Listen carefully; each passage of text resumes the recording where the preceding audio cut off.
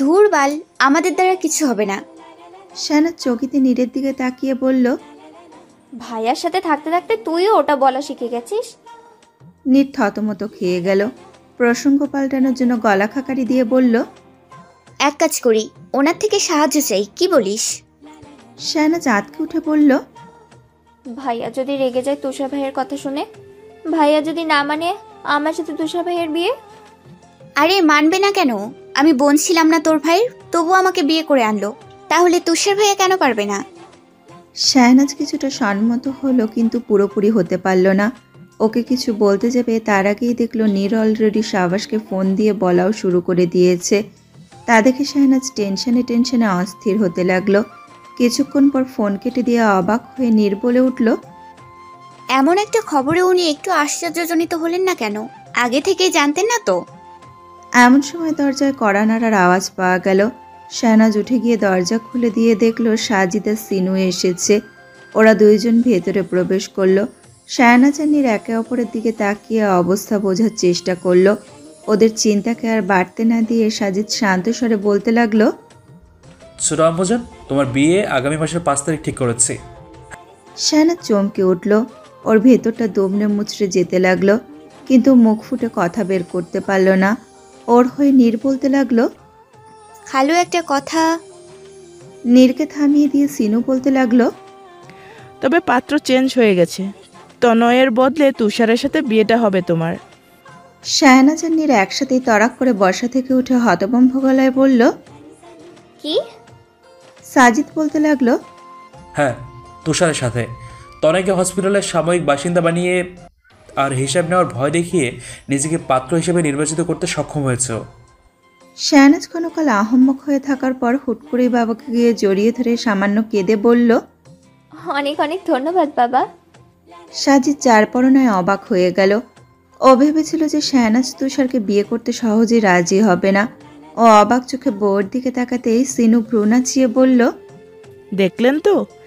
সাজিদ শায়নাজকে নিজের থেকে আলাদা করে ওর চোখের পানি মুছে দিয়ে বলতে লাগলো, তুমি তুষারকে বিয়ে করতে চাও, সেটা আগে বলোনি কেন?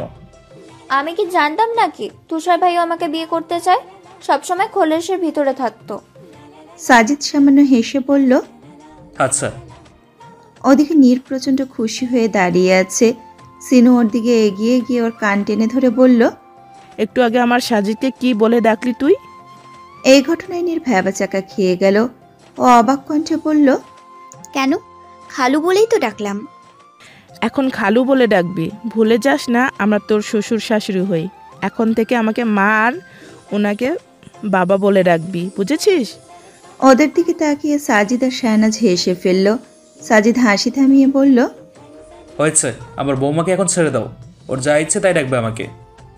সিনু ওর কান ছেড়ে দিয়ে বলল, থাক, ওনাকে তোর ডাকতে হবে না, কিন্তু আমাকে মা বলে ডাকবি প্লিজ।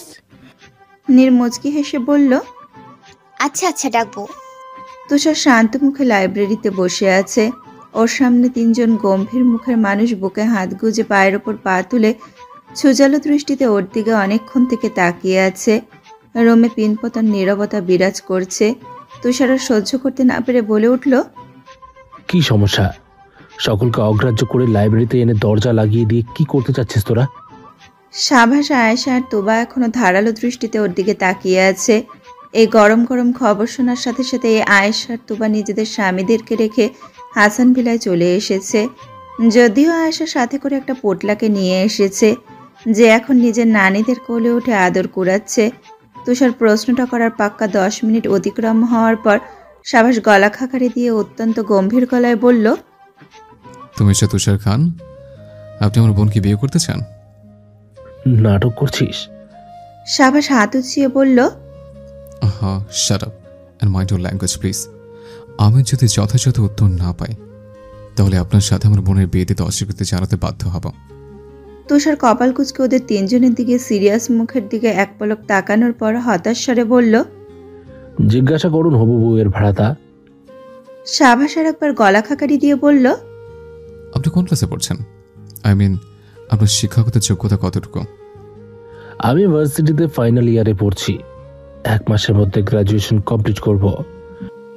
আয়েশা অত্যন্ত ভাব নিয়ে কাটকাট গলায় বলল, ও তার মানে বেকার। তা আমার বোনকে বিয়ের পর কি খাওয়াবেন শুনি? ও কি হাওয়া বাতাস খেয়ে বাঁচবে? এমনিতেই হালকা বাতাসে হুটহাট পড়ে যায়। আপনার বদৌলতে মনে হচ্ছে ক্লে দিয়ে বানানো মিনারের মতো দাঁড় করালে তাল সামলাতে না পেরে একবার উত্তর গোলার্ধে যাবে তো একবার দক্ষিণ গোলার্ধে চলে যাবে। একবার শুধু বিয়েটা হতে দিন। আপনার বোনকে এতটা সুখে রাখবো যে পরিবারের কথা ভুলে যাবে। যদিও পরিবারের সাথেই থাকবে, তবুও নাজের সব ইচ্ছা এখনই হয়তো পূরণ করতে পারবো না, কিন্তু পরেও যে পারবো না এমন কথা নেই। আমার বউয়ের পদতলে আমি পৃথিবীর সব সুখ এনে দেওয়ার মতো সামর্থ্যবান। তুবা মিথ্যা কাশির ভান করে বলল, ওকে ওকে, কিন্তু আই হ্যাভ একটা অভিযোগ। ভার্সিটিতে আপনার আশেপাশে ভুরি ভুরি মেয়েদের দেখা মেলে, আর মানতে আপত্তি নেই আপনিও যথেষ্ট সুদর্শন, তো কোনো মেয়ের সাথে যে আপনার ইটিস পিটিস নেই তার গ্যারান্টি কি? তুষার কঠিন দৃষ্টিতে তুবার দিকে তাকালো, তবে কণ্ঠটা শান্ত রেখেই বলে উঠল, নাচ ব্যতীত দুনিয়ার সকল প্রাপ্ত বয়স্ক মেয়ে আমার বোন। তুবার হয়ে সাবাস পাল্টা প্রশ্ন করল, আমার বোনও মেবি আপনার বোন হয়, তাই না? জি ভাইয়া হয়, কিন্তু এই বোনকে আমি বউয়ের নজরে দেখি, আর ভার্সিটির যেগুলো বউ হওয়ার কথা মানে যোগ্য, সেগুলোকে বোনের নজরে দেখি। As simple as that. By the way ভাইজান, আপনার বউ মেবি আপনার বোন ছিল। সাবাস থতমত খেয়ে কেশে উঠল, কিন্তু গাম্ভীর্যতা আগের মতোই অটুট থাকলো। এবার আয়েশা পায়ের অবস্থান বদল করে বলতে লাগলো, মিস্টার তুষার খান, শুনেছি আপনার বইয়ের প্রতি প্রচণ্ড ঝোঁক। এমনিতেই তো পড়াশোনার মতো অশ্লীল কাজ খুলে কাম করে বেড়াচ্ছেন, তারপর সমস্ত দিনটা পার করেন বইয়ের সাথে একাকী সময় কাটিয়ে। কে নিশ্চয়তা দেবে যে আপনি বিয়ের পর আমার বোনকে রেখে বউয়ের সাথে পরকীয়ায় লিপ্ত হবেন না? Will guarantee? এবার সবার প্রচণ্ড হাসি পেল, কিন্তু ওরা বহু কষ্টে হাসি আটকিয়ে রিমান্ড অব্যাহত রাখলো।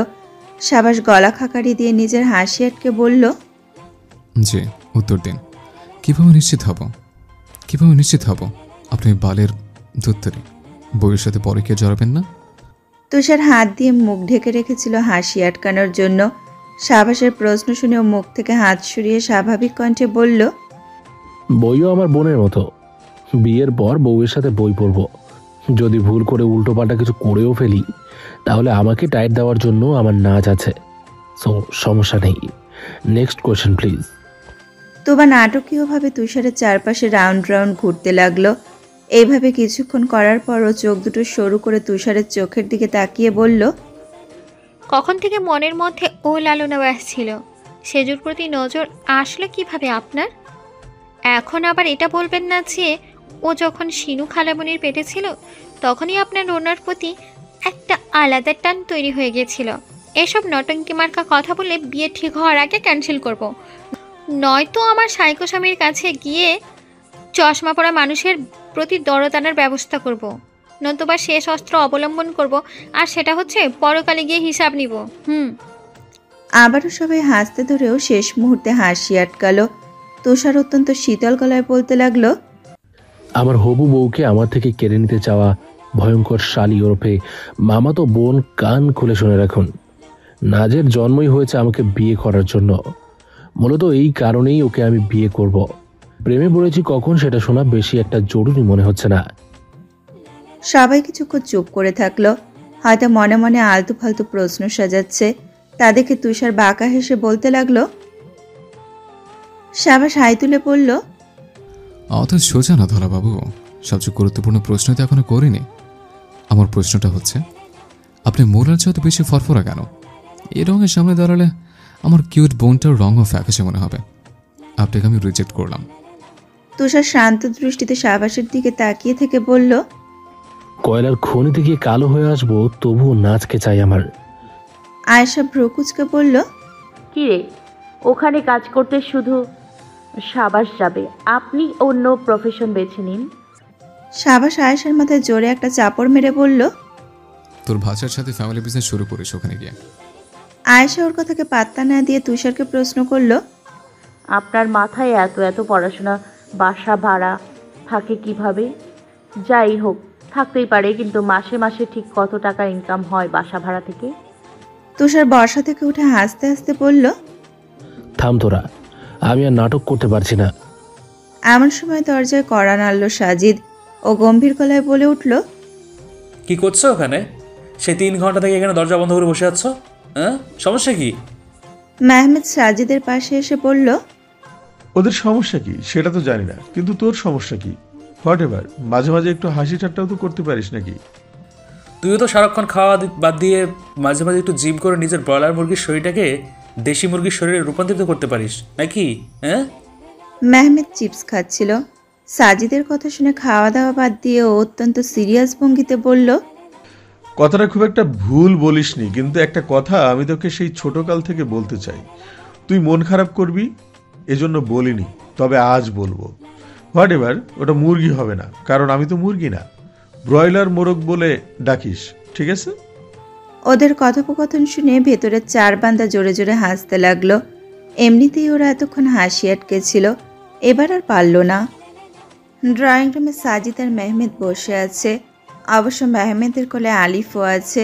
তখনকার ঘটনাটার পর সাজিদ মেহমেদকে কিছু না বলেই নিচে চলে এসেছিল, কারণ ওরও ভীষণ হাসি পাচ্ছিল। বাচ্চারা সবাই ছাদে বসে আড্ডা দিচ্ছে।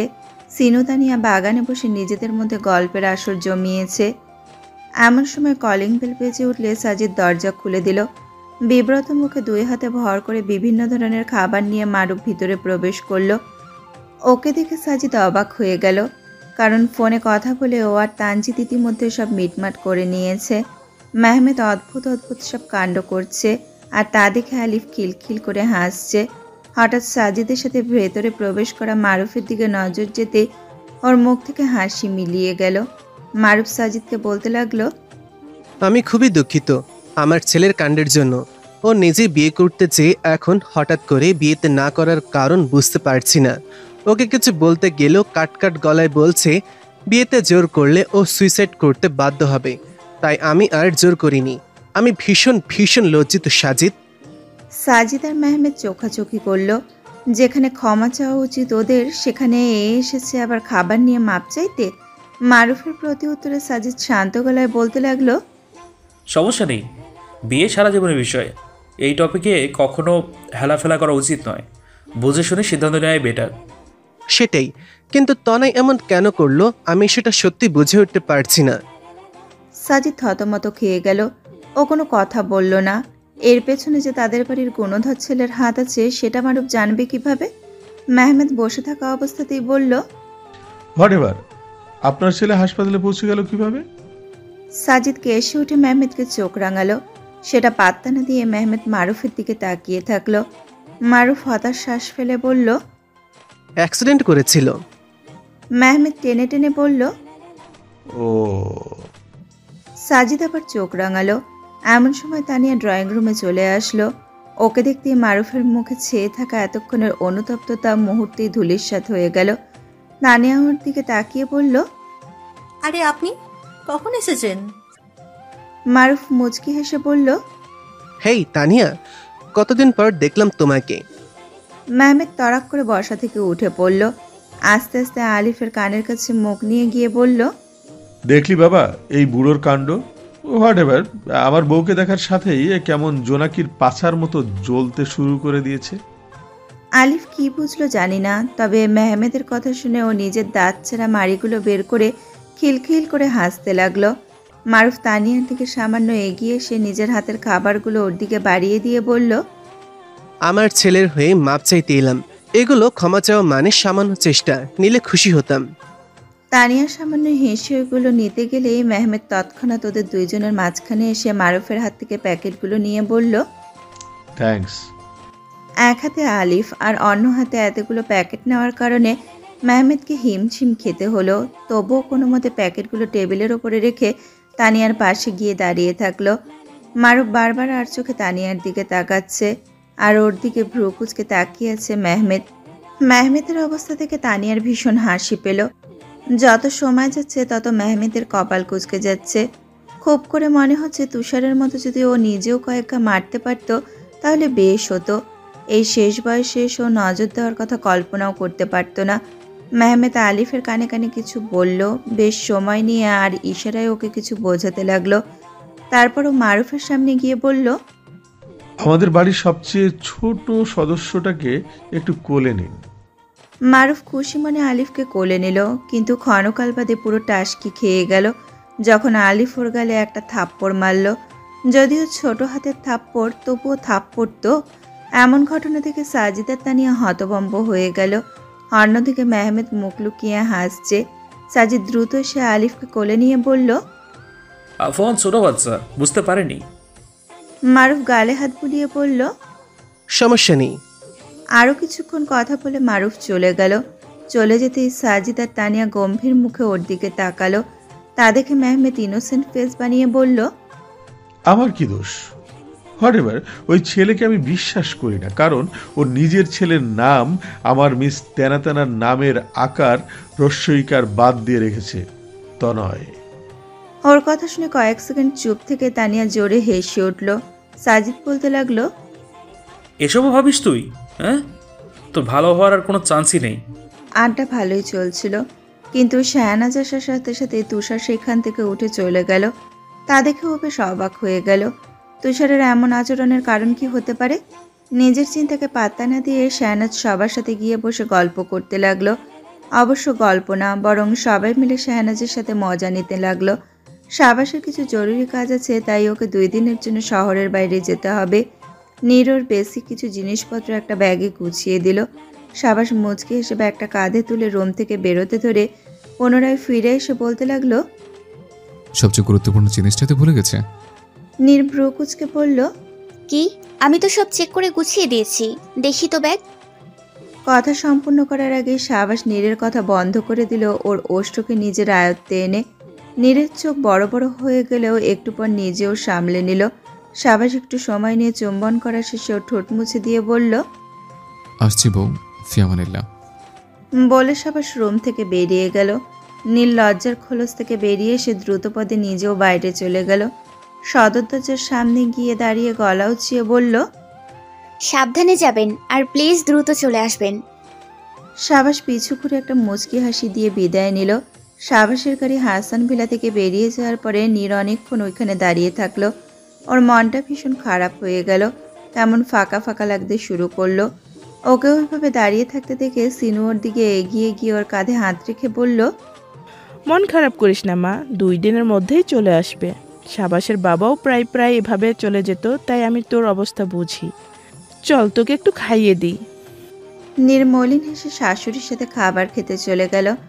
আয়েশার তুবা এখনো আছে, তবে কালকেই চলে যাবে। এই 3 দিনেই ওদের স্বামীরা বৌশূন্যতায় নীলবর্ণ ধারণ করেছে। একদিনও হয়নি শাবাশ গিয়েছে, তাতেই নীরের মুখটা ফ্যাকাশে হয়ে গেছে। ও বারান্দায় দাঁড়িয়ে উদাস নয়নে বাইরের দিকে তাকিয়ে আছে। এখান থেকে মেন গেটটা বেশ ভালোভাবেই দেখা যায়। হঠাৎ কিছু একটা নজরে পড়তে নীরের মুখ ঝলমল করে উঠল। শাবাশের গাড়ি ভেতরে ঢুকলো। নীর ছুটতে ছুটতে নিচে যেতে লাগলো। 2 তলায় আসতেই তুষারের সাথে মুখোমুখি হয়ে গেল। তুষার ওর অবস্থা দেখে বলল, আস্তে দৌড়ানির, শাবাশ ভাইয়া হারিয়ে যাচ্ছে না। নীর ওর কথায় পাত্তা না দিয়ে নিচে যেতে ধরে আবার ফিরে এসে গম্ভীর মুখে হাত উঁচিয়ে উঁচিয়ে বলল, এই তুষার ভাইয়া, এখনো কি সব নির্নীল লাগিয়ে রেখেছেন? ভুলে যাবেন না আমি আপনার বড় ভাইয়ের বউ। ভাবি বলে ডাকবেন আমাকে। জাস্ট 6 মাসের বড় হওয়ার পরেও ওকে মানবতার খাতিরে ভাই বলে ডাকি, তাই বলে তোকে ভাবি বলে ডাকবো না? যা ভাগ। নীর প্রচণ্ড ক্ষেপে গিয়ে পাশে থাকা একটা ঝাড়ু তুলে সেটা ওর দিকে তাক করে বলল, ভাবি বলুন ভাবি, নয়তো এই ঝাঁটার বাড়ি পড়বে আপনার ওপর তুষার ভাইয়া, অথবা আমার ননদের সাথে আপনার বিয়ে দিব না। তুষার খানিকটা ভরকে গিয়ে বলল, আশ্চর্য, সবাই কথায় কথায় আমার বউ কেড়ে নিতে চাচ্ছে কেন? সেসব বাদ দিয়ে আমাকে আগে ভাবি বলুন। তুষার হার মেনে নিল। দীর্ঘশ্বাস ফেলে বলল, ভাবি প্লিজ নিচে যান। ভাইজান হয়তো মুখ্য দুয়ার দিয়া ইতিমধ্যে রাজসভায় পদার্পণ করিয়াছেন। আপনি যান ভাবি যান। নীর হেসে উঠে ঝাড়ুটা নির্দিষ্ট স্থানে রেখে নিচে চলে গেল। তুষার হাঁপ ছেড়ে বলতে লাগলো, দিনকে দিন কি সাংঘাতিক হয়ে যাচ্ছে এই পিচ্ছিগুলো। বলেই ও ওপরে যেতে লাগলো। শাবাশ কলিং বেল বাজাতে যাবে, তার আগেই নীর দরজা খুলে দিয়ে হাস্যোজ্জ্বল মুখে বলে উঠল, স্বাগতম। শাবাশ প্রথম দফায় চমকে উঠলেও নিজেকে সামলে নিয়ে মুচকি হাসলো। তারপর আশেপাশে তাকিয়ে কাউকে না দেখতে পেয়ে নীরকে জড়িয়ে ধরে ওর ঘাড়ে মুখ ডুবিয়ে দিয়ে বলল, কি যাতে করেছিস বলতো? তোকে ছাড়া এক মুহূর্ত থাকতে পারি না, তাই তো তাড়াতাড়ি ছুটে আসলাম। তুষার লাইব্রেরিতে গিয়ে একটা বই পড়তে লাগলো। শাহনাজ সেখানে এসে লাইব্রেরির দরজা বন্ধ করে দিল। তারপর তুষারের সম্মুখে এসে বসে বলতে লাগলো, এবার বলুন কি সমস্যা আপনার? আমাকে ইগনোর করছেন কেন? তুষার আর চোখে এক পলক শাহনাজের দিকে তাকিয়ে চোখ সরিয়ে নিল। ওর থেকে পাত্তা না পেয়ে শাহনাজ ওর হাত থেকে বইটা ছিনিয়ে নিয়ে বলল, আমি কিছু জিজ্ঞেস করেছি, উত্তর দিন। তুষার নির্লিপ্ত ভঙ্গিতে বসে থাকলো অন্যদিকে তাকিয়ে। শাহনাজ ওর সামনে চুটকি বাজিয়ে বলল, এই যে মিস্টার তুষার খান, আমাদিকে তাকাচ্ছেন না পর্যন্ত, ব্যাপার কি বলুন তো? তুষার বর্ষা থেকে উঠে চলে যেতে ধরলে শাহনাজের সম্মুখে গিয়ে হাত মেলে ধরে বলল, উত্তর না দেয়া পর্যন্ত যেতে দিব না। তুষার তবুও পাত্তা দিল না। এভাবে অনেকক্ষণ চেষ্টা করার পরেও কাজ না হওয়ায় শাহনাজ দাঁতে দাঁত চেপে বলল, হ্যাঁ যান যান, লাগবে না উত্তর দেওয়া। আপনার মতো ছেলেকে আমি বিয়েও করতে চাই না, তার চেয়ে ওই তনয়। তুষার ফিরে এসে অত্যন্ত গম্ভীর গলায় বলল, কি কি কি কি কি বললি? তুষারের রাগান্বিত মুখ দেখে শাহনাজ ভয় পেয়ে গেল। ও এক পা করে পেছাতে লাগলো। তুষারও ওর দিকে এক পা করে এগোতে লাগলো আর বলতে লাগলো, আমাকে বিয়ে করবি না? ওই তনয়কে মনে ধরেছে খুব, তাই না? তোর খুব সাহস বেড়েছে, হ্যাঁ? বিয়ে করার জন্য নাচতে নাচতে রাজি হয়ে যাচ্ছিলি।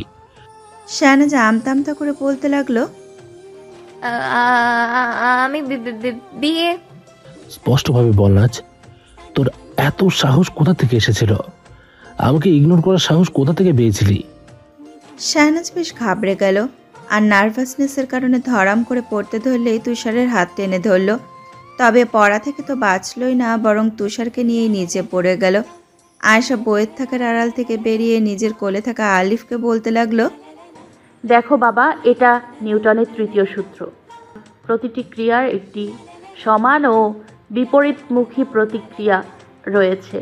তোমার খালামণি পড়েছে, সাথে খালুও পড়েছে, বুঝেছো? বাবাকে গিয়ে এটা বলবে, ঠিক আছে?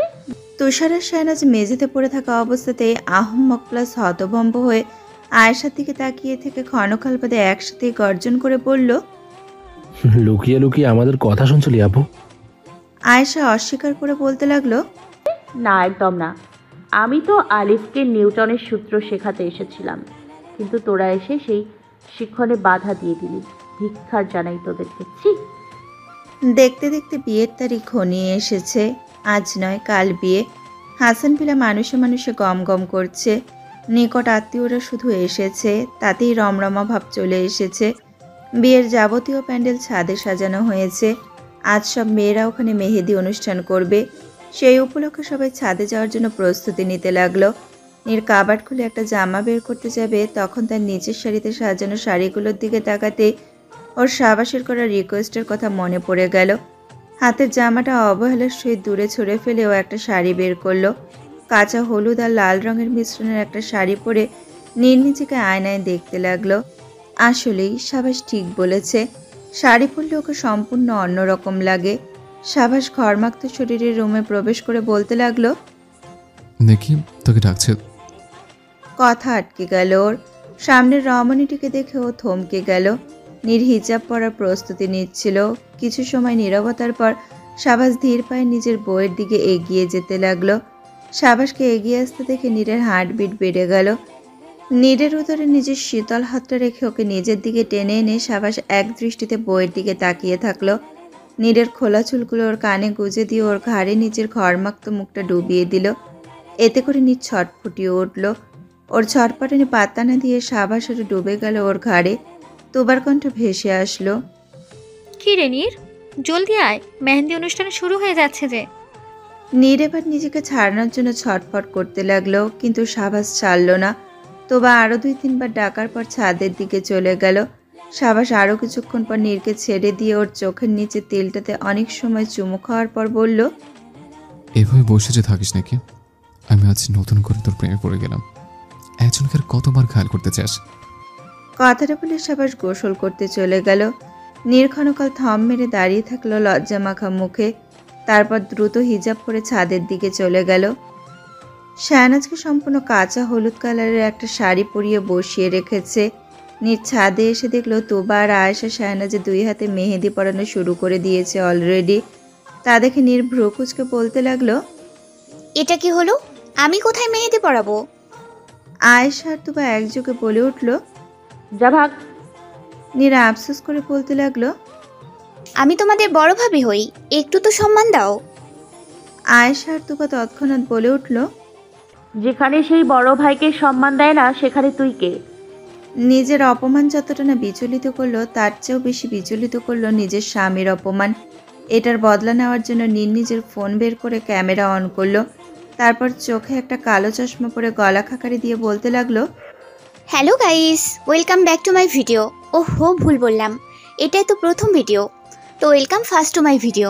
আপনারা নিশ্চয়ই দেখতে পাচ্ছেন আমার পেছনে 3 জন অতীব সুন্দর। কথাটা বলে নীর থেমে পেছনে বসে থাকা আয়েশা, তুবা আর শাহনাজের দিকে তাকালো, যারা ক্যামেরা দেখে ভাব নিয়ে বসলো। তা দেখে নীর বাঁকা হেসে আবারও ক্যামেরার দিকে তাকিয়ে বলতে লাগলো, তো গাইস, যা বলছিলাম, আমার পেছনে 3 জন অতীব সুন্দরী বান্দর বসে আছে, যারা দেখতে হিরো আলমের বানানো ছবির মতোই মাইন্ড ব্লোয়িং।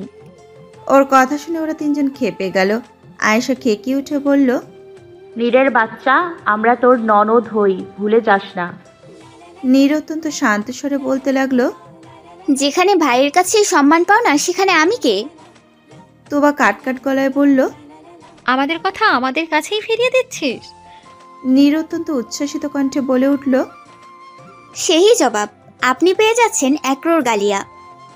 শাহনাজদের কাণ্ড দেখে তখন থেকেই হেসে যাচ্ছে।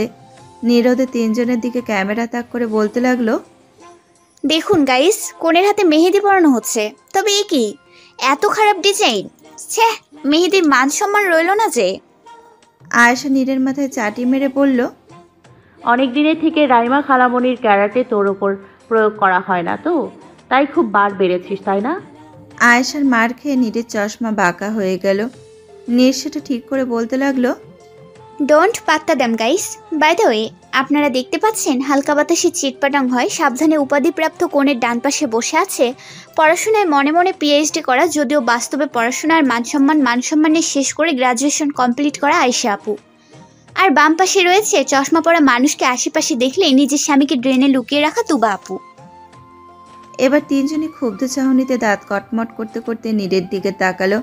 শাহনাজ কাটকাট গলায় বলে উঠল, কেউ ওটার থেকে ফোনটা কেড়ে নাও, নয়তো আমাদের ফ্যামিলিতে আরেকটা পাগলের সংখ্যা বৃদ্ধি পাবে। আয়েশার তুবা মেহেদি পরানো বাদ দিয়ে নীরকে ধরতে গেলে নীর দৌড়াতে দৌড়াতে ক্যামেরার দিকে তাকিয়ে বলল, গাইস, স্থান পরিবর্তন করার সময় চলে এসেছে, নয়তো তোমাদের প্রাণের বিয়ে ব্লগারের অকাল পটলতলা অনিবার্য হয়ে যাবে। নীরকে দৌড়াতে দেখে আয়েশা হেসে ফেলল, আর পিছু নিল না। নীরের বেশ মজা লাগতে শুরু করেছে, তাই ও ছাদের এক কোনায় বসে থাকা বারিশের স্বাধীনের কাছে চলে গেল। তারপর ক্যামেরা ওদের দিকে তাক করে বলতে লাগলো, হ্যালো গাইস, একটু আগে যে 2 পাগল মহিলাকে দেখলেন, তাদের পাগলামি সহ্য করা অর্ধ পাগল, স্বামী হচ্ছে এনারা। তো গাইস, আপনারা যদি কোনো শিক্ষককে সম্মান প্রদর্শন করতে চান তাহলে বাম পাশের লোকটাকে করতে পারেন, কারণ উনি নিজের ছাত্রীকে পাত্রী বানিয়ে তাকে আবার নিজের বাচ্চার মা বানিয়েছেন, অথচ একটুও লজ্জা পাননি। আর ডান পাশে জনের মতো মহান ব্যক্তিত্ব আর কেউ আছে কিনা সন্দেহ। কারো যদি ফ্রিতে কিছু খাওয়ার ইচ্ছা জাগে তাহলে চোখে একটা চশমা দিয়ে এনার কাছে চলে আসবেন। আর মাঝখানে যে পোটলাটাকে আমার দিকে তাকিয়ে হাসতে দেখছেন, সে আরও মহান, কারণ মাত্র 1 মাস বয়সে সে নিউটনের সূত্র শিখে গেছে। বারিশের স্বাধীন একযোগে বলে উঠল, ভাবি সাহেবা, মাথার কোথাও বাড়ি লেগেছে? সাবাসকে ডাকবো? নীর থতমত খেয়ে গেল, কিন্তু গলা খাকারি দিয়ে বলল, গাইস, আবারও স্থান পরিবর্তনের সময় এসেছে, এখানে আর থাকা যাবে না। নীর এবার অন্যদিকে চলে গেল। ওখানে রিয়াদ বসে আছে। নীর ওর সামনে গিয়ে বলল, গাইস, এই দেখুন, আমার মামু যে আমার মামিকে লুকিয়ে অন্য মেয়েদের দিকে তাকিয়ে আছে। রিয়াদ থতমত খেয়ে বলে উঠল, এই নীর, কি বলছিস? আমি কোনো মেয়ের দিকে তাকাচ্ছি না। এভাবে মুখের ওপর মিথ্যা কথা বলতে লজ্জা করলো না? আমি স্পষ্ট দেখছি তুমি সামনে বসে থাকা ওই মেয়ের দিকে তাকিয়ে আছো। রিয়াদ নীরের ইশারা করা স্থানে তাকিয়ে বলল, ওখানে তো কেউ নেই, শুধু একটা কাক বসে আছে। নীর বুকে হাত দিয়ে মিথ্যা আর্তনাদ করে বলতে লাগলো, মামু, এটা কি বললে? কাক বলে কি বোঝাচ্ছ? ও একটা মেয়ে কাক, বুঝতে পারছো? আর তুমি কি না ওর দিকে সেই তখন থেকে তাকিয়ে আছো? ছ্যাঃ, তোমার লজ্জা করছে না? রিয়াদ আহম্মক হয়ে কিছুক্ষণ নীরের মিথ্যা অসহায় মুখটার দিকে তাকিয়ে থেকে বলল, তুই যে এতক্ষণ মানে একটু আগে ক্যাটারিংয়ের যে ছেলেটা এসেছিল তার সাথে কথা বললি, সেটা সাভাসকে গিয়ে বলে দেই। নীর কেশুটে অন্যদিকে যেতে যেতে বলল, এমন মানুষের সাথে কথা বলা উচিত না। নিজে যে মেকাকের দিকে চোখ গোল গোল করে তাকিয়েছিল সেটা স্বীকার না করে আমার বাসবাগানে যাওয়ার ব্যবস্থা করে দিতে যাচ্ছে। ছ্যাঃ। নীর এবার দেখতে পেল তুষার এসেছে হাতে কিছু ফুল নিয়ে। ও দ্রুত পদে ওর সামনে বলতে লাগলো, গাইস, এই দেখুন, মহাবিশ্বের সবচেয়ে বড় প্রতারক ছলনাময়ী পুরুষকে। 20 বছরের সম্পর্কে থাকা পুরনো প্রেমিকা বইকে ধোঁকা দিয়ে অন্য একজনকে বিয়ে করতে যাচ্ছে। এই অন্যায় আমরা মেনে নিব না। সবাই শাহবাগের দিকে রওনা হন এক্ষুনি। আমি বিয়েটা খেয়েই আসছি। তুষার শান্ত দৃষ্টিতে নীরের দিকে তাকিয়ে থেকে বলল, আহাম্মক অপদার্থ মাথা মোটা। দূর থেকে ওর সব কাণ্ড কারখানা দেখে তুবা বলতে লাগলো, আমার কেন যেন মনে হচ্ছে এর মাথার কোনো একটা তার ছিঁড়েছে। আয়েশা বাঁকা হেসে বলল, দাঁড়া, তার মেরামত করার কারিগরকে ডাকছি। আয়েশা কাউকে ফোন করলো। তারপর নীরের দিকে আবার তাকালো। নীর এখনো ক্যামেরা নিয়ে ছাদের মধ্যে ঘুরঘুর করছে।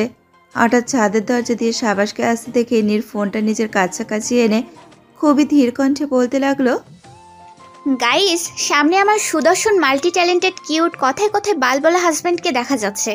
তাই আজ আর নয়, আবারও ফিরে আসবো তোমাদের মাঝে। আমাকে কেউ দাবায় রাখতে পারবে না। নীর ফোনটা বন্ধ করে চুপচাপ ভদ্র মেয়ের মতো মেহেদি পরানোর দিকে চলে গেল। তারপর অত্যন্ত আগ্রহের সহিত মেহেদি পরানো দেখতে লাগলো। সবাই অবাক হয়ে নীরের ইনোসেন্ট ফেসটার দিকে তাকালো।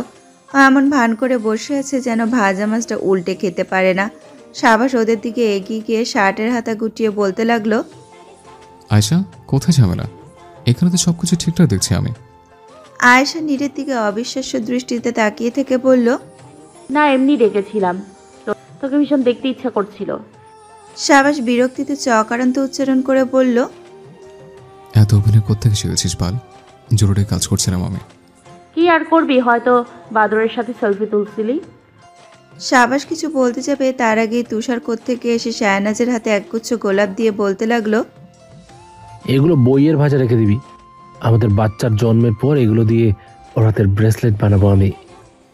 যেমন উড়ে এসেছিল কথাটা বলা শেষে তেমনই উড়ে চলে গেল তুষার। সবাই হতভম্ব হয়ে ওর যাওয়ার দিকে তাকিয়ে আছে। সাবাস ভ্রুকুচকে বলল, ঝামেলা তো আছে বইকে। বুঝলাম না বাল, ফুলটা সে চোখে তুলে না বইকে। হাসান ফিলায় আজ নিঃশ্বাস ফেলার মতো জায়গা খুঁজে পাওয়া যাচ্ছে না। আত্মীয় স্বজনে পুরো বাড়ি ভরে গেছে। বিয়ের কার্যক্রম শুরু হতে আর মাত্র কয়েক ঘন্টা আছে। পার্লার থেকে কোনো জনপ্রাণীকে না এনে শাহনাজকে সাজানোর সম্পূর্ণ দায়িত্ব নিয়েছে এ বাড়ির মেয়েরা।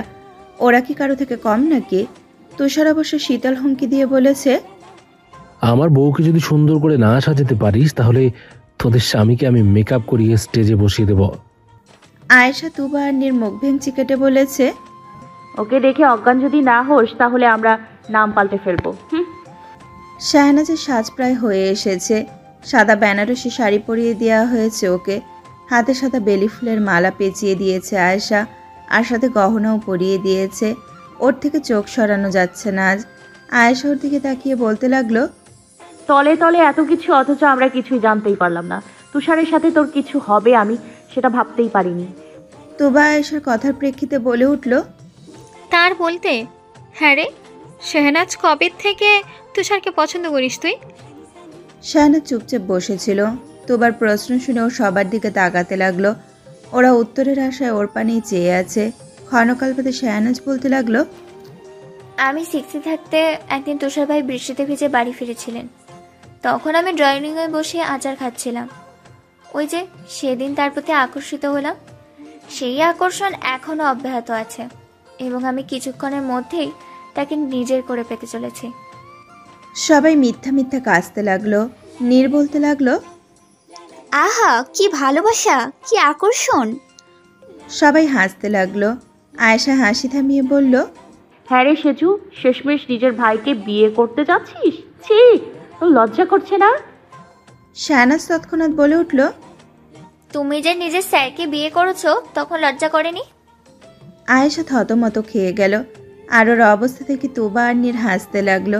শায়নাজ তো দুজনকে উদ্দেশ্য করে বলল, চিকিৎসা করাতে গিয়ে ডাক্তারকে বিয়ে করতে আর খালাতো ভাইকে বিয়ে করতেও তো তোমাদের লজ্জা করেনি। হাসি বন্ধ করো, তোমরাও কিন্তু কম যাও না। নীর আর তুবারও হাসি বন্ধ হয়ে গেল। ক্ষণকাল গাঢ় নিস্তব্ধতায় ছেয়ে গেল। তারপর হুট করে একে অপরের দিকে তাকিয়ে সবাই জোরে জোরে হেসে উঠল। ওদের হাসির ঝংকারে পুরো রুমটা রমরমা হয়ে উঠল। ড্রয়িং রুমে বিয়ে পড়ানোর সব ব্যবস্থাটি করে ফেলা হয়েছে ইতোমধ্যে। স্বাধীন আশেপাশে কারো কোনো সমস্যা হচ্ছে কিনা সেসব তদারকি করছে। হঠাৎ তুবাকে একটা ছেলের সাথে কথা বলতে দেখে ওর ভ্রু কুঁচকে গেল। ও সমস্ত কাজের কথা ভুলে গিয়ে সামনে এগিয়ে গেল। তুবার পাশে গিয়ে দাঁড়িয়ে ও সামনের ব্যক্তিটার দিকে তাকিয়ে বলতে লাগলো, এটা আমার বউ। স্বাধীনের হঠাৎ আগমনে তুবা খানিকটা হক চকিয়ে গেল। ছেলেটা স্বাধীনের কথার প্রতি উত্তরে বলল, স্বাধীন একটু পর আবার বলল, এটা আমার বউ। ছেলেটা খানিকটা অবাক হয়ে বলল, হ্যাঁ জানি। স্বাধীন একটু পর আবার বলল, এটা কিন্তু আমার বউ। ছেলেটা ক্ষণকাল হতভম্ব হয়ে স্বাধীনের দিকে তাকিয়ে থাকলো। ওইদিকে তুবা কপাল চাপড়ে দীর্ঘশ্বাস ফেলছে। নিজের হতভম্ব ভাব কাটিয়ে ছেলেটা শান্ত স্বরে বলতে লাগলো, আমার জন্মের শিক্ষা হয়ে গেছে। আর কখনো অন্যের বউয়ের সাথে কথা বলবো না, যদিও সেই বউ আমার চাচাতো বোনই হোক না কেন। কথাটা বলে ছেলেটা চলে গেল। ও চলে যেতেই তুবা স্বাধীনের পেটে চিমটি দিয়ে বলল, আহাম্মক লোক, ওটা আমার কাজিন ছিল। কি সব আমার বউ লাগিয়েছেন, যত সব। বাই দ্য ওয়ে, ও তো চশমা পরা ছিল, তবু ওর সাথে এমন করলেন কেন? স্বাধীন নিজের জোর করে দাঁত বের করা হাসি মুখখানার দিকে আঙুল তাক করে বলতে লাগলো, আমার মুখে পেপসোডেন্টের অ্যাড মার্কা হাসিটা শুরু থেকেই ছিল। চশমা পরা ছিল জন্যই হেসে হেসে কথা বলেছি, নয়তো সরাসরি এসে নাক বরাবর একটা খুশি মারতাম, তারপর যাবতীয় কথা। তুবা কটমট দৃষ্টিতে ওর দিকে তাকালো। কিছুক্ষণ পর মুখ খুলে কিছু বলতে যাবে তার আগে স্বাধীন হাত উঁচিয়ে বলল, খবরদার যদি হিসাব নেওয়ার কথা মুখে আনো তো। 100 বার আনবো, কি করবেন? স্বাধীন দুষ্টু হেসে বলল, আম্মুকে ফোন দিয়ে বলবো তোমার বৌমা তোমার সাথে কথা বলবে না, এজন্য ফোন অফ করে রেখেছে। তোবার চোখ বড় বড় হয়ে গেল, কারণ ওর ফোন সত্যি সত্যি অফ হয়ে আছে। গ্যাঞ্জাম আর ব্যস্ততার জন্য ফোনটা চার্জে দেওয়ার সুযোগ পাচ্ছে না। ওর শাশুড়ি জরুরি প্রয়োজনে নিজের বাবার বাড়িতে গিয়েছে, তাই বিয়েতে আসতে পারছে না। তোবা স্বাধীনের হাত ধরে বলল, এই না না, বিশ্বাস করুন আমি হিসাব নিব না। স্বাধীন বাঁকা হেসে বলল, বিশ্বাস করতে পারি যদি একটা চুমু খাও, সমস্যা নেই, আশেপাশে কেউ নাই। তোবা ভ্রুকুচকে স্বাধীনের দিকে তাকালো। তা দেখে ও নিজের ফোন বের করে কাউকে কল করতে ধরলেই তোবা স্বাধীনের গালে চুমু খেলো। তুষার স্টেজে বসে আছে। অবশ্যই এটা গ্রাউন্ড স্টেজ। মেঝেতে পাটি আর চাদর বিছিয়ে দেওয়া হয়েছে, যেমনটা সাভাস আর নীরের বিয়েতে করা হয়েছিল। তুষার শায়নাজের মতোই সাদা কালারের একটা শেরওয়ানি পরেছে। ওকে দেখতে রাজপুত্রের মতো লাগছে।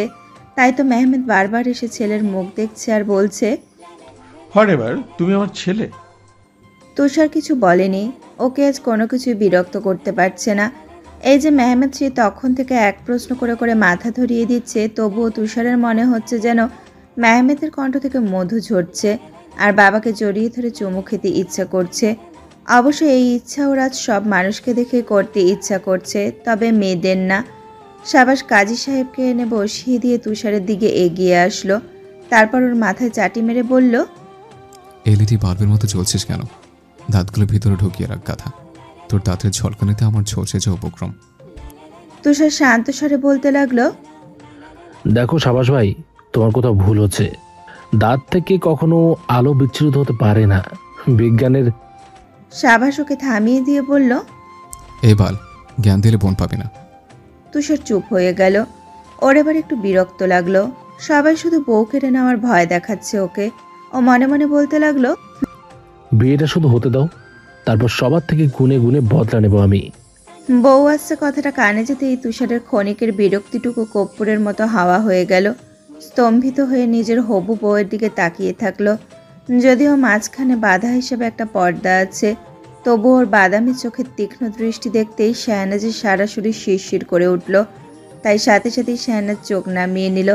তুষার ওর দিকে দৃষ্টি অব্যাহত রেখে অস্পষ্ট স্বরে বলল, আমার নাজ, আমার উপন্যাসের মায়াবী চরিত্র, আকাশের সবচেয়ে উজ্জ্বল তারকা, হৃদয়ে উথাল পাতাল সৃষ্টি করা আকর্ষণীয় কালবৈশাখী, যখন তখন নিজে পড়ে যাওয়ার মতো বারবার আমাকে নিজের প্রেমে ফেলা পিচ্ছিল কর্দমাক্ত রাস্তা। আমি তোমার জন্য crazy. I am in madly love with you. ওর অস্পষ্ট কথাগুলো ড্রয়িং রুমের সকলের গমগমে আওয়াজের নিচে চাপা পড়ে গেল। সকলের মনোযোগ আকর্ষণ করার পর কাজী সাহেব শাহনাজের উদ্দেশ্যে বলতে লাগলেন, শেখ মেহমেদ হাসানের একমাত্র পুত্র শেখ তুষার খান নগদ 6 লক্ষ টাকা, গহনাবাদী বাবদ 15 লক্ষ টাকা দেনমোহর ধার্য করিয়া আপনাকে বিবাহ করিতে এসেছেন। রাজি থাকলে বলুন আলহামদুলিল্লাহ। মেহমেদ বলে উঠল, কাজী সাহেব একটু ভুল বলেছেন। হোয়াট এভার, আমার ছেলে এখানে আসেনি, বরং জন্মের পর থেকেই ও এখানে ছিল আর এখানেই থাকবে। সাজিদ মেহমেদের পিঠে দুম করে একটা কিল বসিয়ে দিয়ে বলল, চুপ থাক। ওদের অবস্থা থেকে সবাই হাসতে লাগলো, এমনকি কোণে নিজেও। হাসি আটকেও থেমে থেমে বলল, আলহামদুলিল্লাহ, রাজি। তুষারের মনটা শীতলতায় ভরে গেল। অসম্ভব এক শান্তি অনুভূত হচ্ছে মনের ভিতর। কাজী সাহেব এবার ওর দিকে তাকিয়ে সামান্য হাসলেন। তা দেখে তুষারও হাসলো এবং সবাইকে অবাক করে দিয়ে কাজী সাহেব কিছু বলার আগেই ও 32 পাটি দাঁত বের করে বলল, আলহামদুলিল্লাহ, কবুল। সবাই এক সেকেন্ড চুপ থেকে অট্টহাসিতে ফেটে পড়ল। সবাই এমন বেহায়া বরকে দেখে জোরে জোরে হাসা চালিয়ে যেতে লাগলো। এটাই মনে হয় প্রথম বিয়ে, যে বিয়েতে বর বউ কাজী থেকে শুরু করে সবাই হাসছে। যেখানে সবার কান্না করে পরিবেশটা মর্মান্তিক করে দেওয়ার কথা, সেখানে দেখো সবাই দাঁত কেলিয়ে হাসছে। ছ্যা, এবার সবার মাঝে মিষ্টি বিতরণ করা শুরু হয়ে গেল। আজও বিয়েতে কিছু বাড়তি মানুষের দেখা মিলেছে।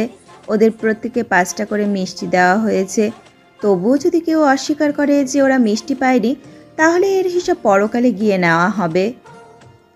সবাই তুষারের রুমের সামনে দাঁড়িয়ে আছে রামদা আর চাকু নিয়ে, যেন তুষার ওদের সাথে চিটারি করতে না পারে।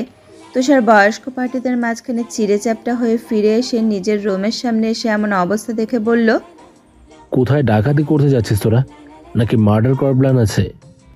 সাবাস নিজের হাতে রামদাটা উল্টে পাল্টে দেখতে দেখতে বলল, ডাকাতি যাকে করব সে বর্তমানে আমাদের সামনে দাঁড়িয়ে আছে। এখন সে যদি ভালো মানুষের মতো ডিমান্ড পূরণ করে তাহলে তো কোনো সমস্যাই নেই, কিন্তু না দিলে কল্লা কাটা যাবে। তুষার ফাঁকা শ্বাস ফেলে বলল, বলি লজ্জা করছে না যে ছোট বোনের বাসর ঘরের সামনে এসে হাত পাততে? তুবা হাই তুলে বলল, কে বোন? ভেতরে যে আছে সে আমাদের ভাবি। আমরা আমাদের ভাইয়ের সামনে দাঁড়িয়ে আছি। আমরা কোনো বোনকে চিনি না। নীর বলে উঠল, অনেক হয়েছে, আমার টাকা দিন, নয়তো অকালে প্রাণটা হারাবেন ভাইয়া। আজ বারিশ আর স্বাধীন নেই। ওরা এইসব ভাই বোনের ব্যাপারে জড়াতে চায় না। সাবাসের বিয়েতে 60 টাকা পেয়ে যে বেজ্জতির শিকার হয়েছে, সেই রকম ঘটনা আর ফেস করতে চায় না ওরা। তুষার ওদের দিকে এগিয়ে এসে পকেট থেকে 5000 বের করে বলল, নে ফকির, ডাকাতের দল, 1000 টাকা এক্সট্রা দিলাম। তোমরা ভাবলে কি করে সামান্য কিছু টাকার জন্য আমি আমার বউকে বিধবা বানাবো? সবার চোখ চকচক করে উঠল। কেউ অপমান গায়ে মাখল না। ওরা রামদা চাকু আর টাকা নিয়ে যেতে ধরলেই তুষার ওদের আটকে বলল, 1 মিনিট, তোরা বলেছিলি শাহনাজকে দেখে আমি অজ্ঞান না হলে নিজেদের নাম বদলে ফেলবে, তা কি নাম ঠিক করেছিস? আয়েশা হতাশ শ্বাস ফেলে বলল, আজ থেকে আমি বারিশের বউ আর আলিফের মা। তুবা অসহায় কণ্ঠে বলল, আমি পাগলদের নিয়ে পড়ে থাকা আরেক পাগলের বউ। নীর কি বলবে বুঝতে পারছে না। ক্ষণকাল বাদে ও দীর্ঘশ্বাস ফেলে বলতে লাগলো, আমি কথায় কথায় বালবলা সাবাস বাবাজির বউ। সাবাস কপাল কুঁচকে বলল, কিসব বলে বল? সকলকে বিদায় করে তুষার রুমে প্রবেশ করে দরজা লাগিয়ে দিল। ফুলসজ্জিত বিছানার মাঝখানে বসে শাহনাজ জোরে জোরে হেসে চলেছে। ও রুম থেকে সবার কথাগুলো স্পষ্টভাবে শুনেছে। তুষার ওর দিকে তাকিয়ে থেকে হাতের ঘড়িটা খুলতে খুলতে বলল, তো কম করে হাস ভাবলি, নতুন বউয়ের একটু তো মান সম্মান রাখ। শাহনাজ হাসি কমানোর বদলে আরো বাড়িয়ে দিল। তা দেখে তুষার ভ্রু নাচিয়ে বাঁকা হেসে বলল, তোর হাসি থামানোর উপায় কিন্তু আমার জানা আছে রাজ। তুষারের কথার মানে বুঝতে পেরে শাহনাজ চুপ হয়ে মাথা নিচু করে রাখলো। ওর অবস্থা দেখে তুষার অস্পষ্ট হাসলো। অতঃপর শান্ত গলায় বলল, ওখানে বসে না থেকে নামাজ পড়ার ব্যবস্থা কর। শাহনাজ তৎক্ষণাৎ বলে উঠল, বিয়ের আগেই মাম্মা আমাকে পড়তে বলেছিল, তখনই পড়েছি। সে আমার মাম্মাও আমাকে নফল নামাজ পড়িয়েছে, কিন্তু ওটা ছিল বিয়ের আগে আলাদা আলাদা। এটা হবে আমাদের বিবাহিত পরবর্তী প্রথম আল্লাহর কাছে দোয়া যাওয়া। বিছানা থেকে নাম। শাহনাজ বাধ্য বাচ্চার মতো বিছানা থেকে নেমে মেঝেতে জায়নামাজ বিছিয়ে দিল। বেশ সময় নিয়ে নফল নামাজ পড়ে আর আল্লাহর কাছে 2 হাত তুলে দোয়া করার পর ওরা জায়নামাজ পূর্বের জায়গায় গুছিয়ে রাখলো। তারপর শাহনাজ পুনরায় বিছানায় গিয়ে বসে পড়ল। তুষার ফোনে কারোর সাথে কথা বলে শাহনাজের সম্মুখে গিয়ে বসলো। ওর ফ্রেন্ডরা বারবার ফোন করে ডিস্টার্ব করছে, তাই তুষার ফোনটা আজকের জন্য অফ করে রাখলো। আজকের পুরো সময়টা শুধু তার নাচ পাবে। কতক্ষণ কেটে গেল শাহনাজ জানে না, কিন্তু তুষার সেই তখন থেকে মদ্যক চাহনিতে ওর দিকে তাকিয়ে আছে। আবার চোখাচোখি হতেই শাহনাজ দ্রুত চোখ সরিয়ে নিয়ে হাঁসফাঁস করতে লাগলো। তুষার এবার শাহনাজের মেহেদি রাঙা হাত দুটো নিজের বলিষ্ঠ হাতের আয়ত্তে নিয়ে এসে হাতের উল্টো পিঠে চুম্বন করে বলতে লাগলো, এই হাত দুটো যখন প্রথম ধরেছিলাম তখন আমার বয়স 4 বছর। সবসময় তোর দিকে তাকিয়ে থাকতে ইচ্ছে করতো। বারবার মনে হতো এত সুন্দর পরীটা কোথা থেকে নিয়ে এসেছে বড় বাবা আর বড় মা। তখন এত বুঝছিল না। আবার যত বড় হতে লাগলাম তত যেন মনে হলো এই পরীটা কি আমার হতে পারে না। বড় বাবা কি দেবে না এই পরীটাকে? আমি খুব যত্ন করে রাখবো, তবুও দেবে না। তারপর হঠাৎ বুঝতে পারলাম পরীটাও আমাকে চায়। সেদিন আমি যা খুশি হয়েছিলাম তা ভাষায় প্রকাশ করতে পারবো না। অনেক ধৈর্যের পরীক্ষা দেওয়ার পর এই পরীটা আজ আমার, একান্তই আমার। শাহনাজ এক দৃষ্টিতে তুষারের দিকে তাকিয়ে আছে। ওর হঠাৎ ভীষণ কান্না পাচ্ছে, কিন্তু কাঁদল না। মুগ্ধতা নিয়ে নিজের বৈধ স্বপ্নের পুরুষটাকে দেখতে লাগলো। তুষার খুবই যত্নের সহিত শাহনাজের হিজাবের পিনগুলো খুলতে লাগলো। তারপর বেঁধে রাখা চুলগুলো খুলে দিয়ে সেগুলো মুগ্ধতা নিয়ে ছুঁয়ে দিতে দিতে বলল, নারী আল্লাহর কি অপূর্ব সৃষ্টি। তাদের ছোট থেকে ছোট বিষয়গুলো মারাত্মকভাবে আকর্ষিত করে ফেলে আমাদের মতো পুরুষদের। কথাটা বলা শেষে তুষার শাহনাজের দুগালে আলতো করে হাত রেখে সেখানে চুমুর বর্ষণ করতে লাগলো। এতে করে শাহনাজ নেতিয়ে পড়ল। তবে তুষার খুবই পারদর্শিতার সহিত নিজের বধূকে সামলে নিয়ে তাকে নতুন এক অভিজ্ঞতার স্বাদ পাওয়ালো। খুব সকাল সকাল সবাই ঘুম থেকে উঠে পড়ল বিয়েবাড়ির পরবর্তী অনুষ্ঠানে যাবতীয় আয়োজন করার জন্য। তবে তার আগে কিছু খাওয়া অতীব জরুরি। তোবা হাই তুলে নিচে নামতে লাগলো। হঠাৎ ড্রয়িং রুমের সন্নিকটে এসে সামনের দৃশ্যটা দেখে ওর কদম থেমে গেল। স্বাধীন আলিফকে কোলে নিয়ে ওর সাথে খুনসুটিতে মেতে উঠেছে। এমন সব অঙ্গভঙ্গি করছে যা দেখে আলিফ খিলখিল করে হাসছে, আর ওর হাসি দেখে স্বাধীনও মন খুলে হাসছে।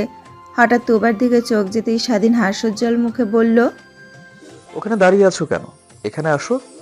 আলিফ নাকি থাপ্পড় দেওয়ার শিখে গেছে। কাল বারিশ ভাইকে কষে একটা থাপ্পড় দিয়েছে। তোবা শুকনো এসে ধীর পায়ে হাঁটতে হাঁটতে স্বাধীনের পাশে গিয়ে বসে পড়ল। অতঃপর ফ্যাকাশে মুখে এক দৃষ্টিতে আলিফের স্নিগ্ধ মুখটার দিকে তাকিয়ে থাকলো। স্বাধীন হয়তো বুঝে গেল বউয়ের মনের মধ্যে কি চলছে এখন, তাই ও শান্ত স্বরে বলতে লাগলো, আমার বাচ্চা নেওয়ার তাড়া নাই সোনা। আমার কাছে তোমার প্রায়োরিটি আগে। তুমি সুস্থ না হওয়া পর্যন্ত আমি বাচ্চা নিব না। তোবার বুক থেকে ইয়া ভরা একটা পাথর সরে গেল। স্বাধীন আলিফের পেটে নিজের মাথা ঘষে বলতে লাগলো, আর বাচ্চার দরকার হবে কেন? আলিফ আছে না, ওকে আগে বড় করি, তারপর অন্য পোটলাদের কথা ভাবা যাবে।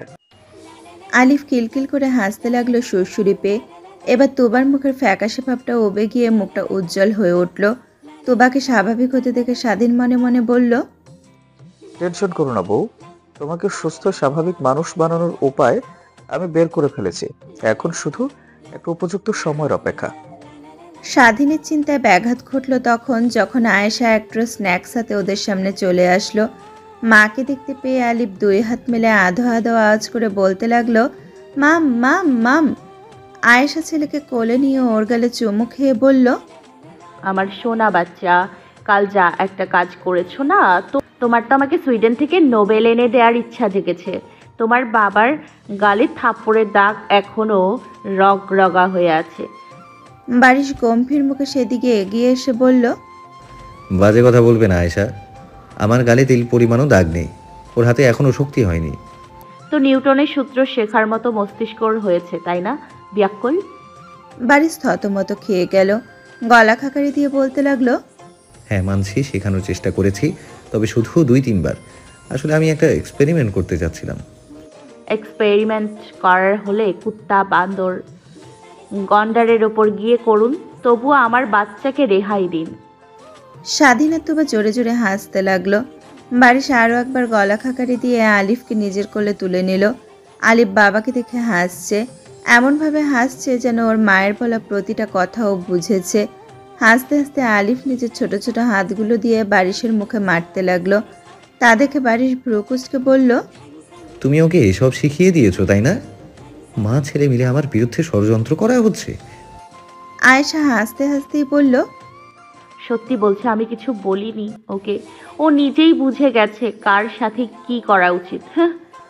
বারিশ ক্ষণকাল চুপ থেকে বলে উঠল, করো করো, যত ইচ্ছে মজা করো, শুধু আমার মেয়েটাকে আসতে দাও, তারপর তোমাদের 2 মা ছেলেকে শায়েস্তা করব।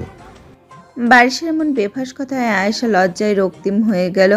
স্বাধীন গলা খাকারি দিয়ে তুবাকে তাগাদা দিয়ে বলল, চলো বউ, আমরা একটু ওদিক থেকে ঘুরে আসি।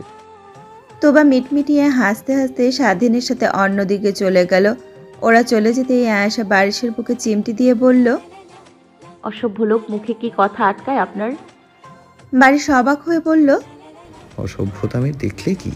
আমি আমার মেয়ের আগমনের কথা বলেছি জাস্ট, তোমার সেটাও সহ্য হচ্ছে না? ছ্যা, এখন থেকেই আমার মেয়েকে হিংসে করছো তুমি।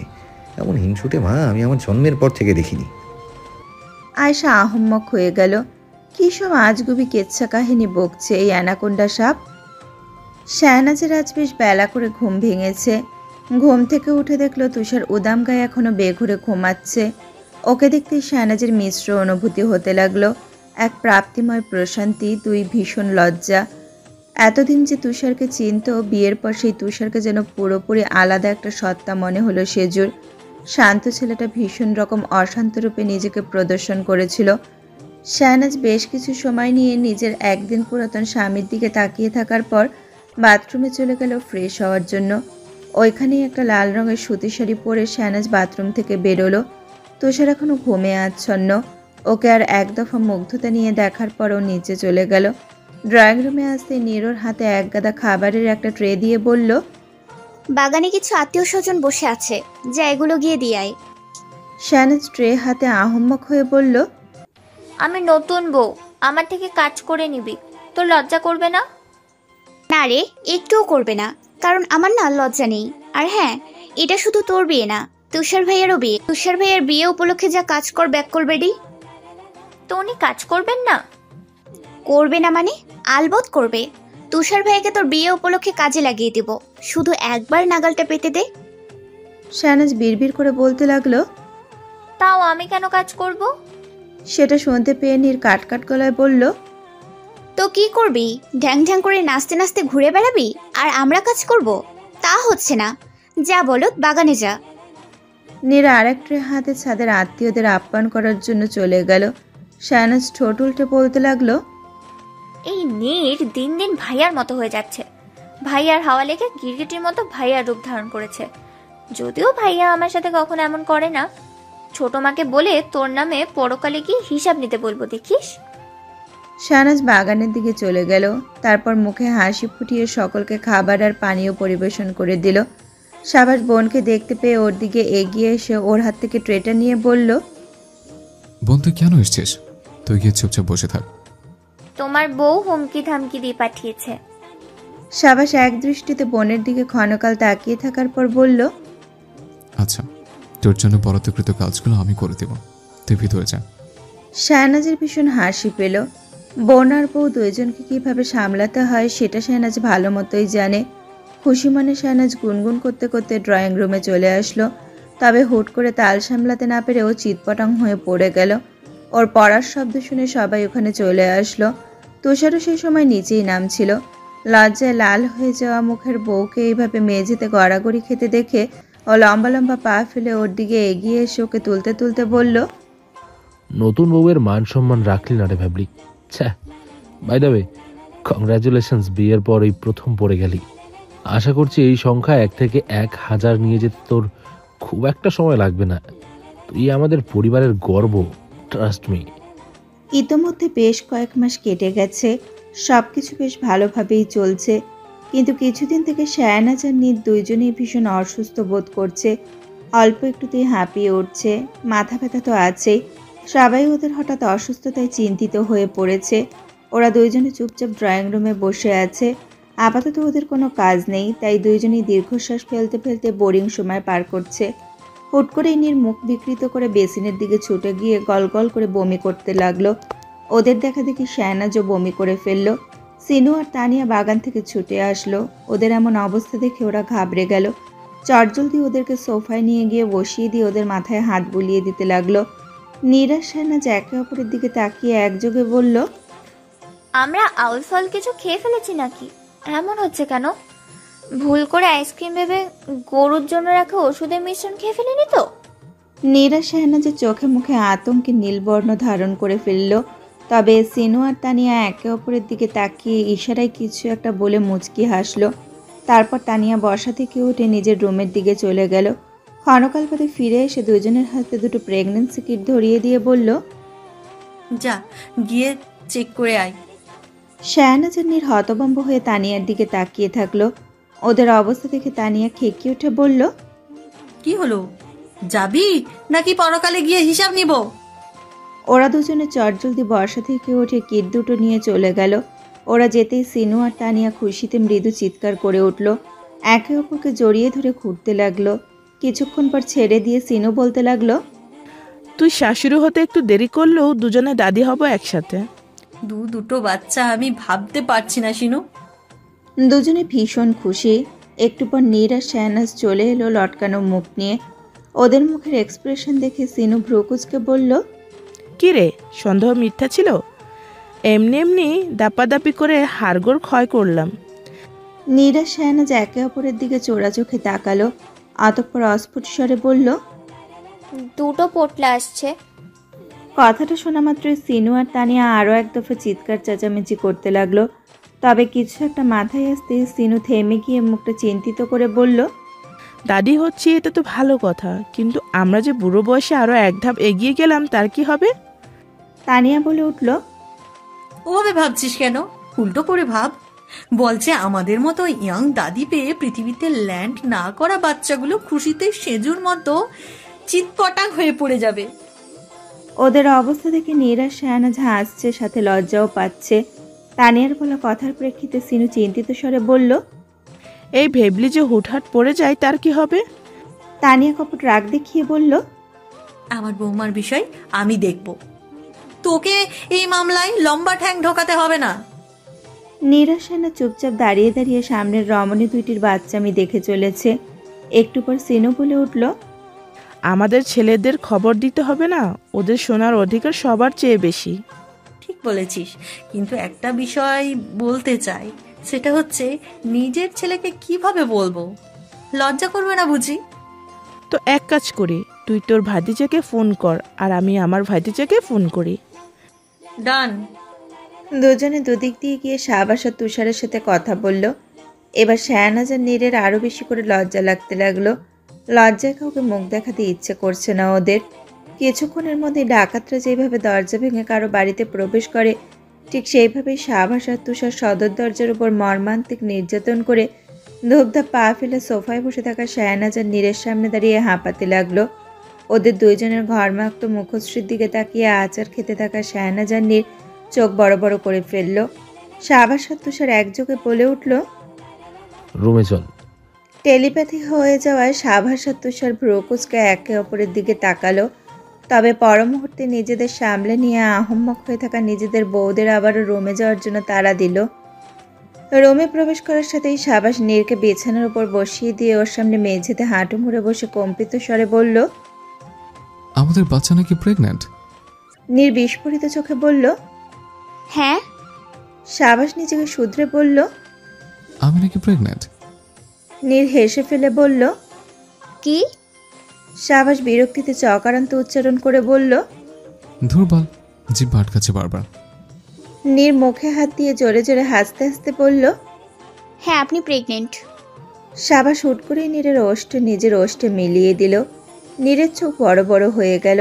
সাবাস ক্ষণকাল বাদে ছেড়ে দিয়ে ওর কপালে নিজের কপাল ঠেকিয়ে বলল, আমরা আমাদের ভালোবাসার প্রতীক পেতে চলেছে, এমন একজনকে পেতে চলেছে যে আমাদের দুজনকে মিশ্রভাবে রিপ্রেজেন্ট করবে। নিকি, ওই সত্তাকে আমার কাছে এনে দেওয়ার জন্য আমি তোর প্রতি আজীবন কৃতজ্ঞ থাকব। কি সব বলছেন? আমাদের দুজনের সমান আবদার থাকবে এই ফুলের প্রতি, সাথে আল্লাহর দয়া। তুষার সেই তখন থেকে এক দৃষ্টিতে শাহনাজের দিকে তাকিয়ে আছে। শেষে বিরক্তি হয়ে শাহনাজ বলে উঠল,